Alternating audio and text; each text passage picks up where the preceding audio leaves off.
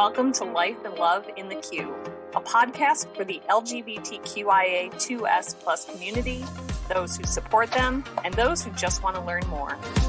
Together we share the stories and the science of the space and grace to live life in full color. I'm Jillian Abby, proud lesbian and mother, Hay House author, queer blogger, and TikTok something or other. And I'm Treisha Peterson. I'm an LGBTQ ally, proud mom of 6, professor and researcher of identity and the social narratives that impact the way we live and love.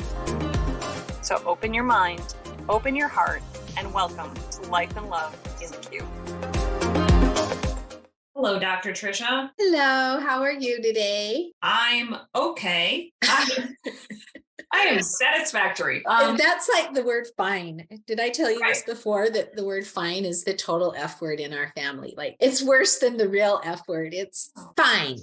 Dropped a fine on me.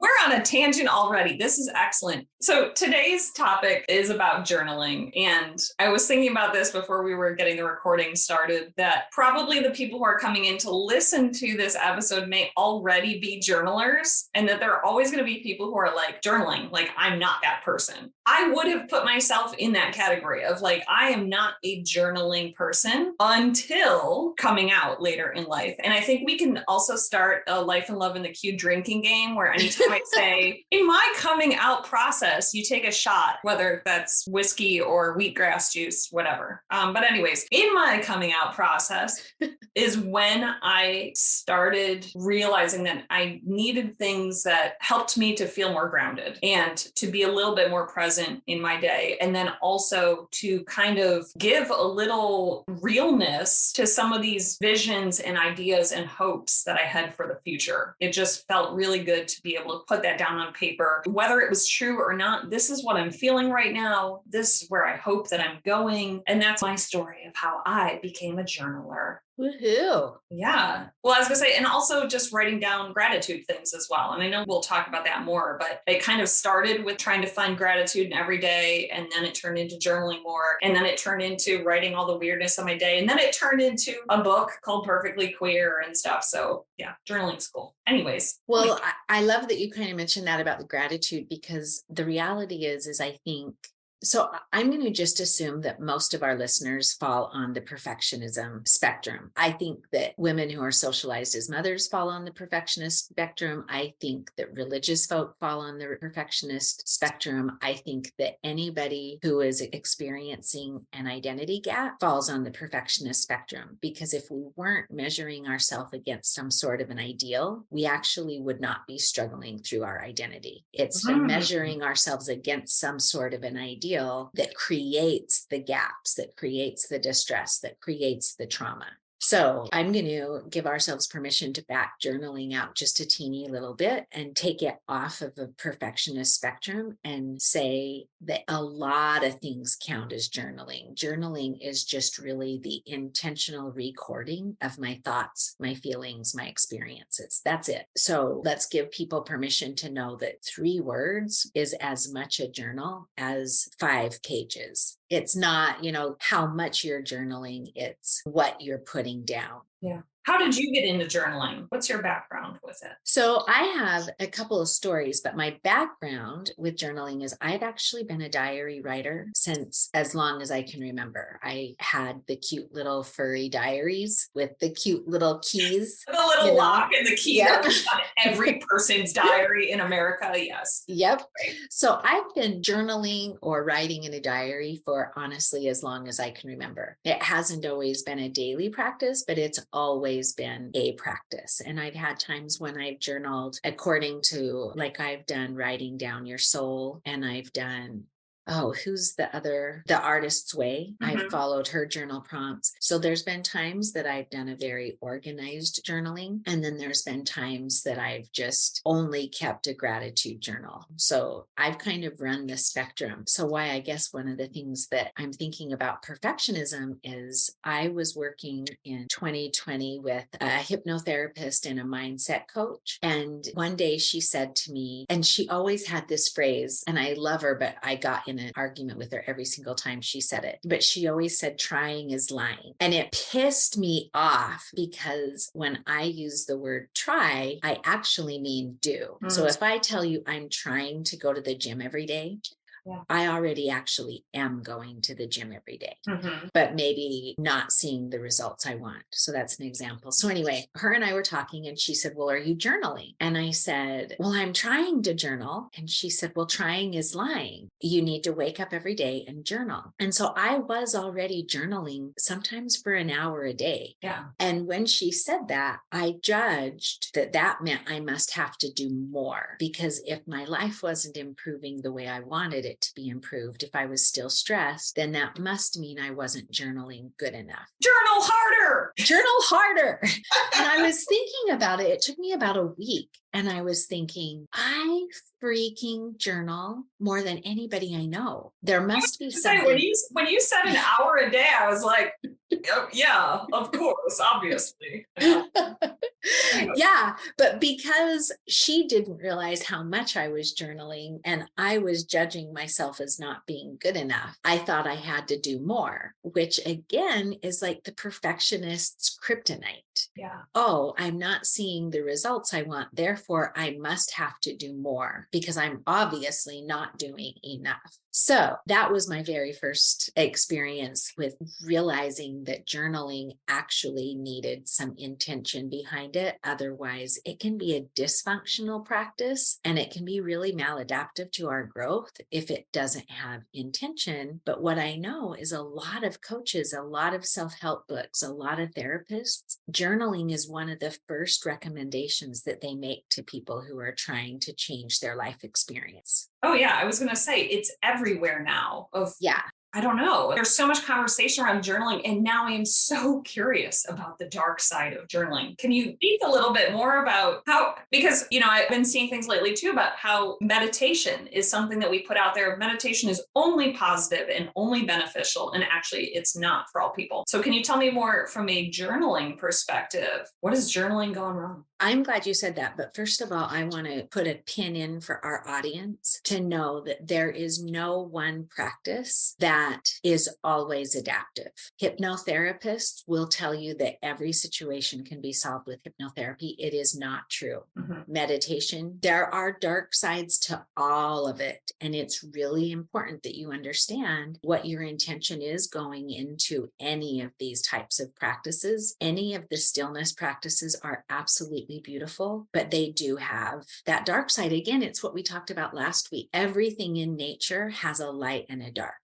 And we are beings of this earth, which means we all have a dark and a light. Yeah. So journaling, one of the dark sides is if you don't understand why you're journaling, you can get into ruminative loops. Rumination is the habit of reliving the past and re-looping so much that you actually dig yourself into deeper holes. So you ruminate an argument with your partner and you relive that argument 100 times, but when you ruminate, you actually can't change the outcome. So you just basically dig yourself into a deeper hole. When people journal with rumination active in their journaling, they dig themselves into a deeper hole. So you can actually come out of a journaling session feeling worse about life than better because you've ruminated yourself down into a hole. So, and this may be a little bit of a tangent, but anytime I've journaled, it's been either very present or future focused. I've never kind of journaled backwards. Is there a harm in journaling back, or only if you're ruminating it and can't get out of the spin? Like, is there a benefit to journaling through what you've been through? Yes. And so there's a difference between ruminative journaling and reflective journaling. Reflective journaling allows you to go back. And this is actually one of the tools that I use a lot with my clients is when you do a reflective journal, you look back on the experience. So I kind of shared the example last week. 2015 had been a really tough year. But when I sat in December and I went back and looked at the goals that I didn't accomplish, I also looked at the miracles that had happened in that year, that things had been so tough. There were people that popped into my life that were there just for a brief moment, but they had just the right information at just the perfect time for me to have a near perfect outcome to some of our big challenges. Yeah. And so had I ruminated and just sat and dug myself how horrible of a mom I was, how much I had failed, how I didn't accomplish my goals, how my children were making decisions that were against my church, like all these things, I would have gotten to the end of 2015 and really felt like a failure. That would be ruminative journaling. Reflective journaling was me saying, but do you remember the time that Heidi brought the nasal rub or the nasal swash? Or, oh my gosh, that phone call came in just the right moment for me to know which resource I could access. So one of them leaves you feeling hopeless, and one of them leaves you with the ability to see that we don't always know what's going to come our way, but there's always a key. It's like always breadcrumbs, right? Like no matter how challenging our lives get, if we look back, we can see the breadcrumbs of hope. And that helps us make it through the next year, the next challenges. I'm laughing to myself as you say this, because thinking of it now, I did actually, I guess, journal in the past as I was writing my book. When I was writing my memoir, Perfectly Queer, I had to go back into a lot of those memories. But thinking about how you were just describing things now, I felt like I was writing about and looking back on my life, almost like I was a witness telling a story to it, as opposed to diving into the emotions of that moment and trying to relive that experience. It was just seeing it for what it was. When researchers do like a reflective study, it's called subject-object investigation, but it is that place where you can look at a life experience where you're the subject. So you're looking at it as the person living it, or you can look at it like from an objective standpoint where you're, like you just said, where you're pulling yourself out of it and witnessing it instead of living it and judging it. Right. And you were looking for breadcrumbs of hope, and I was looking for breadcrumbs of queerness. Like at what point should I have realized? Was it when I bought the Mustang with the racing stripes? Was it when I was lifting weights with the women's rugby team in college? I don't know. But anyways, yeah. But the reason that helps you is then you can let your brain, on the hard days when it looks like the world has decided that they hate queer Jill, you can look and you can almost self-assure that this isn't just a decision you made because you were unhappy in your marriage.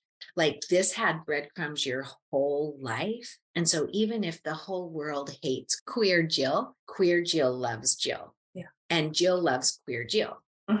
Because they're two different people. For a long time, they were two different people. Oh, absolutely. And now you're integrating them into one beautiful whole person. And that's kind of the value of that reflective journaling. It's an integration. It's funny because again, this is like, in our last episode, I talked about the semantics of like New Year's resolution versus goal setting. And so for me, I didn't consider my writing of my memoir to be journaling, even though it really kind of was, because I even wrote it in my journal that I'm holding up right now.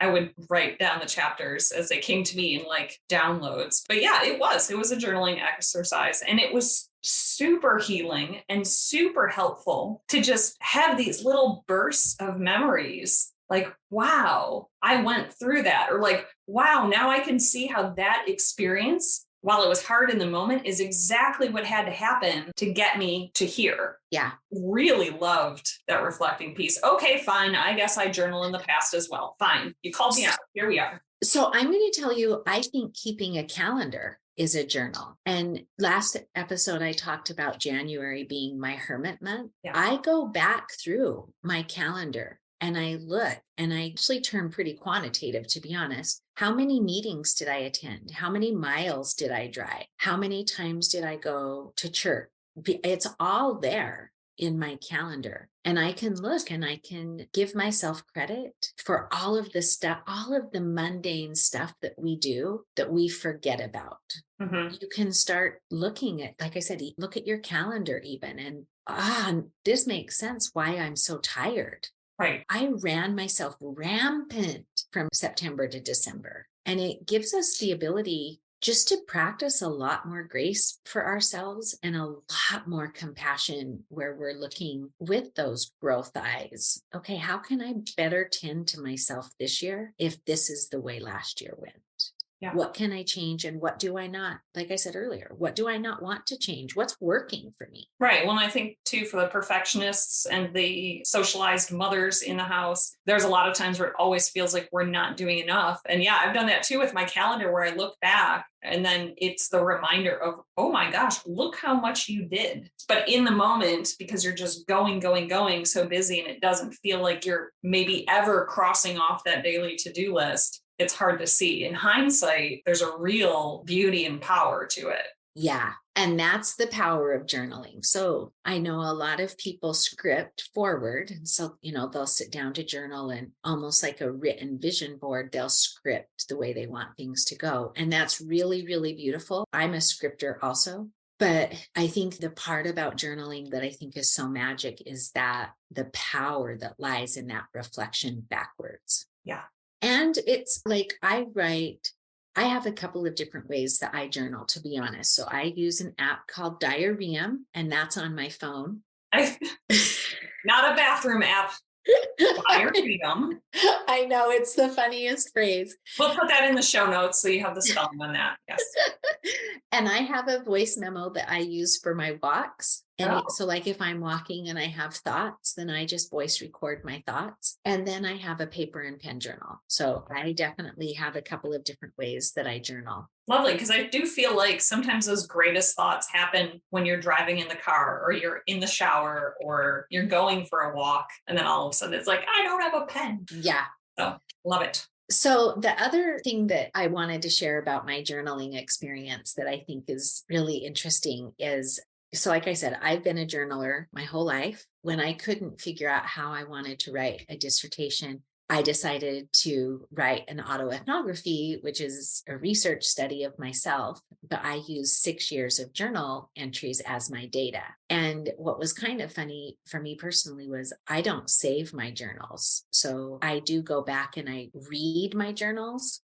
That's a practice I actually started after I wrote my dissertation, but I haven't traditionally saved my journals. And it was really just almost a miracle, if you ask me, that I had 6 years of journals, but it was journal entries that covered this 6-year period in our family's lives that was really challenging. And what I noticed when I went back and read my journals for my research, that there were a couple of things that I noticed that are one of the reasons why journals need a little bit more intention, especially if you're going through like this identity rediscovery, or if you're in a high conflict, high trauma time in life. It's easy to feel like journaling has no purpose. And especially, like we've already said, if you're ruminating, journaling makes you actually feel worse. So I kind of want to tell this story a little bit and then give our listeners kind of the skills to be able to journal in a way that is not only productive and adaptive, but really transformational. Because what we know in like post-traumatic growth research is that the best way to grow after a traumatic life experience is to be able to make meaning of it. That the only way for trauma to be transformational and growth focused is if we can make meaning. And journaling is how we make meaning of our lives. So that's a lot of explanation, but so a couple of the things that I found in my journal. And first of all, when I was doing my research, I read somebody else who had written an autoethnography on her life as a mother. And she had a section of her research where she was telling a story of getting an opportunity to be an adjunct professor at a university nearby. And she had a 3-year-old child. She had a newborn. Her husband had just taken a job that required him to travel 4 days out of the week. And she was working part-time already at a local school, and she was going to school full-time. So she had all of these things on her plate, and this adjunct professor position came available. And she had written in her journal, I think if I wake up an hour earlier and I prep for my class during my lunch period and I stay up an hour later, I think I have the ability to do it. And so she decided to take this job. But while I was reading her paper, I kept thinking, don't do it. I know, but Don't do it. What? my guts are right now are like, no, baby girl, no, no, honey. So I had read hers, and totally from an outside perspective, I was able to look and say, don't do it. But then I went back and looked in my journal, and I had multiple times in my life where I had listed out all of the things I was doing. And at one point in my life during this 6-year period, I had 22 other groups of people that were expecting something from me or that I had made commitments to. So whether it was church or I was the president of the booster club of our school district swim team. I was the president of the booster club of our high school swim team. Like all of these different things that had my attention. There were 22 of them. And I was trying to decide if I could teach another yoga class during the week. And at the time I was teaching 12 yoga classes already. Wow. And I was a full-time student, and so all of these 20 things. And I looked back on that, as a scientist, and thought, no wonder I was so freaking tired. But at the time, because I was just journaling at the end of the day, basically doing a thought dump, I didn't actually have the ability to look at myself from the outsider perspective and saying, this is too much. So that was one of the really valuable things that I learned from my research, is just how important it is not only to be writing, but to be looking back and noticing patterns, or kind of what you said, to look at ourselves from an outsider perspective, because that's where we can start making improvements. It was an obvious hell no when I read the girls' paper. Mm-hmm. And 5 years after the fact, it was an obvious hell no that I should have picked up another yoga class. Actually, what I should have done is quit the other 22 things and picked up the yoga class, because I loved teaching yoga. Sure. I love that you mentioned looking back too, because that really, it's one of my favorite things to do with my journals. Every now and then, particularly if I'm feeling in a funk, or feeling like, what are you doing with your life and where are things going? And then I look back on what my wishes and hopes were a year ago, 2 years ago, 3 years ago, and to see what's come to fruition, to see the things that didn't happen, and probably for good reason why, that I can look back on now in hindsight and say, yeah, you didn't really want that. It's one of those things that further amplifies my hope going forward, because it's like, you put this vision out there, you put it down on paper, you listened to your gut and what felt good to you. And again, it's one of those things like, look what happened, look where you ended up. And also it's a reminder of when we are in our low points and in our hard points, how quickly life can change. Yeah. Like that from 1 year to the next can be an entirely new life. But when we're living it day by day, it's really hard for us to see that.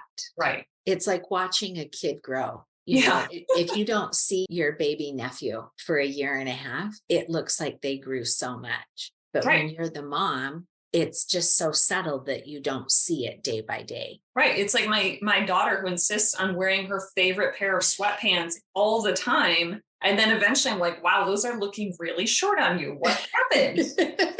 Oh, you must have grown. Right. You do that. Right. Anyway. Children do grow. Right. They sure do. Okay. Train back on the track, back to journaling. Can you speak a little bit too? Because I know there's a lot of people out there who offer journaling prompts. And I would love to know your thoughts on that, because I've never really worked with journal prompts before. I've always kind of like willy-nilly. So kind of what I was saying about my friend who said, so do you journal? And I said, I'm trying. I don't believe there's a right way or a wrong way to journal. I think that the value to journaling is the intention behind it. So if I'm going to give an example and then I'm going to answer your question. So I watched a little TikTok yesterday, and the person said that one of the best ways to check in with your gratitude is to notice how often you're grateful for things that you don't like. So he said, you don't like your job very well. You don't like your boss. How often are you grateful for when the boss does something that you appreciate? Oh, Or how often, if you're not loving your job right now and you're wanting a new job, how often are you looking for elements of your current job that you would take with you to your next job? So as I was watching him say that, I was thinking, I want to change my gratitude journal. It's really easy for me to be grateful for the sun that rises every day. mhm. I love the sunrise. I love the magic of how it just changes ever so slightly every single day. It seems magical to me. Yeah. There's a couple things in my life that I'm not loving right now, but what if I could start paying attention to the elements of what I am grateful for in those? So I took a couple of hours a couple of days ago. Well, I guess it was last night. Time is funny. Time flies. And just paid attention to what are all of the elements of these things that I'm not loving right now? What Yeah. do I love about them? So I think it's the intention behind the journaling, first of all. And I think that that's why journal prompts work a lot for some people, because if you don't know how to journal, lots of people sit down and they're like, I don't know what to write about. Like, what am I Yes, supposed to write about? all the time. Yeah. I'm not a writer, or I don't even know where to start. Yeah. And so the power of the journaling is, again, taking the pressure off of that there's a right way to journal. Mhm. So those journal prompts just give people something to start the free flow of thoughts. But again, there's a lot of things I think that we hide from ourselves. Yeah. And so that's why journaling feels hard to people. If you're having a hard time accepting that you're unhappy in your relationship, and so you're trying only to think positive. And so when you sit down to journal, and this is something I'll tell you, I found in my journals in all those 6 years, my journals had nothing to do. I didn't ever mention my children's names in my journals. I never mentioned the name of the experiences that we were going through. So no mention of self-harm was in there. No mention of tattoos were in there. No mention of church ostracization was in there. None of the experiences were in there. Also, the thing that I thought was interesting was I didn't ever journal around the big events. Like my grandma passed away during that 6-year period, and I didn't journal at all about my grandma's death. And I spent 6 weeks with her prior to her passing away, and I didn't write anything about that. Wow. So that was one of the things that was really interesting is what I did notice all the time is the word should. Mhm. The word should showed up in my journals over 200 times. And I kept trying to convince myself that the things that were challenging were blessings. And it's called master narrative scripting. But when we try to convince ourselves that what the master narrative says is true. So if I just had more faith, then this will work out. If I could just think more positive, this would work out. Oh. Instead of just letting myself say, this is really hard and I don't know what to do. It's better to journal, this is really hard, I don't know what to do, than it is to lie to yourself, because then what's the point of going back and growing if you've lied to yourself the whole way? Right. And I think this is the funny part about how when we're kids and we have those journals that have the little lock that you could so easily bust off, but people aren't, especially as adults, I don't think there's people, and I can't say this in all situations because there have been partners who spy and read their partner's journals, but like your journal is for yourself. And I also found myself self-editing at points when I was writing, and I have a very specific story on that, but I'm going to save that for our dating episode. Woo! In weeks. But yeah, so it is funny how we self-censor, or we're like, well, we're just not going to talk about that to ourselves for whatever reason. And when we can do that in journaling, I think for me at least, it felt so freeing to just finally, at least on paper, be able to say how I actually felt. Yeah. Lay it all out there. Well, that's one of the things I even wrote in my research write-up was how do we expect women to be able to tell their stories to their best friends, to their partners, to their therapists, if they won't even tell their stories to themselves? Bingo. Like if we have silenced our voice so much that we can't even tell ourselves how we feel, how in the hell do we expect to have a shared language for all of us to be able to communicate the struggles of life? Nailed it. Yeah.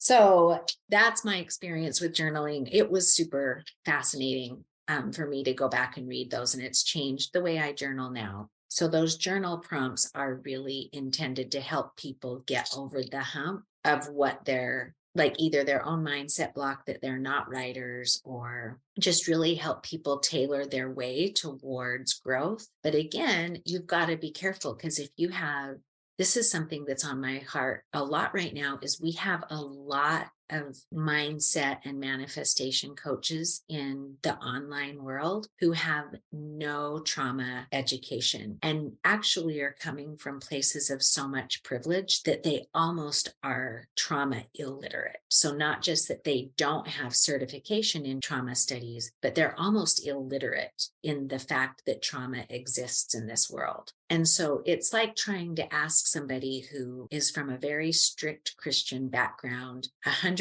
rigid belief systems, who has never, ever known anybody on the LGBTQ spectrum. And the only thing they know is upper middle class cis heteronormativity.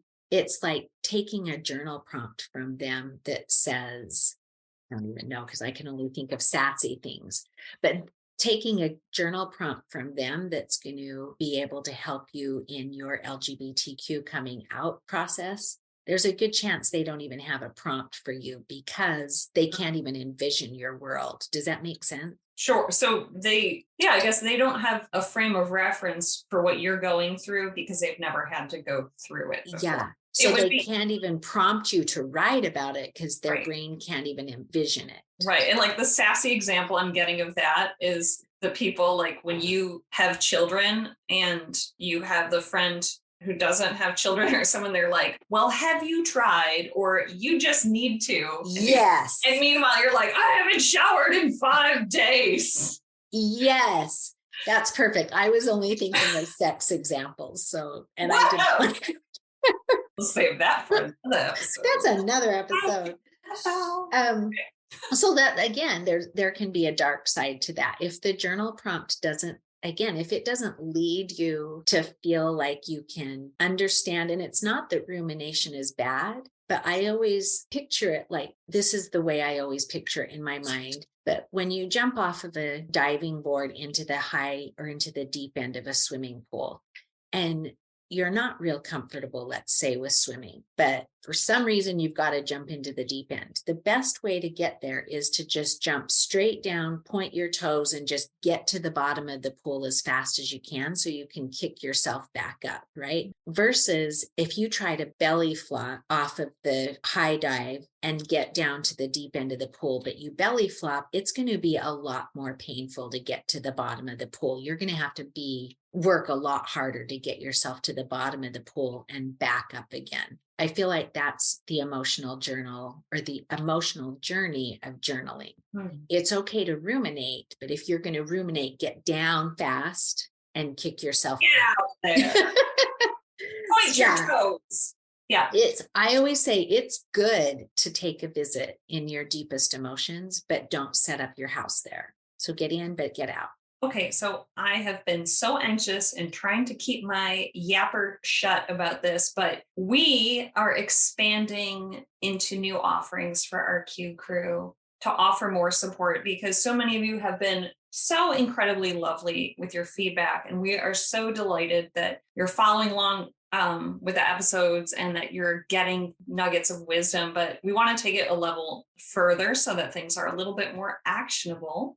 Dr. Treisha, would you like to share what maybe around journaling is coming down the pipeline? Yeah. So in our show notes for today, you'll have a link where you can get some journaling prompts. know that it's not exhaustive and it's not for everybody. So just take it as feels good, but hopefully it will help you to be able to just journal a teeny little bit around the experiences that you might be facing right now, or the challenges that you want to find your way through. The only way out is through. And so that's what these journaling prompts will help with. And then we are going to host a workshop on journaling. Yeah. And walk through a little bit deeper examples of not just what I found in my research and some of the ways that I noticed my journals working, but really how you can use journaling as a transformative tool in figuring out what it is that you're navigating. Yes. And really, I'm just super excited to hang out with our Q crew. Yeah. I can't wait to meet your faces. So I do hope that you will sign up for the journaling masterclass. If you can't make it, we will probably have an episode playback on it as well, so that you can join us after the fact, because I know not everything works with everyone's schedule, and we have listeners around the world, which is incredible. Thank you, New Zealand. Thank you, Hungary. It blows my mind. Okay. So this is exciting and awesome. And so, so check the show notes where you can find the links for everything. And I hope you got some great wisdom today. I did as well. Been so cool. And thanks so much. Until next time. All right. Have a good day, everyone. Thank you for listening to Life and Love in the Q. If you enjoyed today's episode, please be sure to like, subscribe, and share. And if you have questions, contact us at lifeandloveintheq@gmail.com. Until next time, Q Crew.